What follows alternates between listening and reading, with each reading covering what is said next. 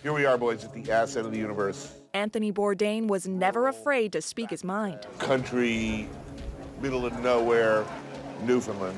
And when he paid a compliment, you knew it was real. Because let's face it, Newfoundland is incredible. To the Queen.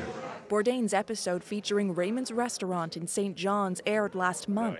Chef Jeremy Charles says it feels like Bourdain was there just yesterday. And we were out having a great time and you know, discovering the lay of the land, and there's no indication or any, I mean, it's the last thing you'd think of, you know. Today, Bourdain's network CNN broke the news of his death. It's maybe so hard to process this today. A woman outside the restaurant where Bourdain once worked says she feels the same. He had just the right amount of cockiness, but not ever being too braggadocious about it. It's a balance Bourdain always seemed to get just right. He was a celebrity chef who wasn't known for his own food. I'm not a culinary genius, you know, far from it. I am a proud craftsman of journeyman quality. His real skill was storytelling. After decades of working as a line cook, Bourdain first gained fame for his writing. He was candid about his struggles with drug addiction, and he exposed the harsh realities of New York restaurants in books like Kitchen Confidential.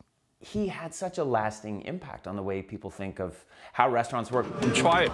But he was best known for connecting with people through food.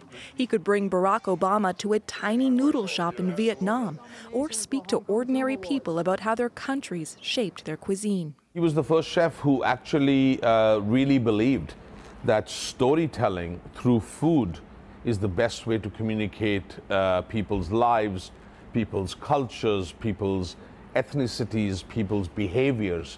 The trick, Bourdain said, was to keep it simple.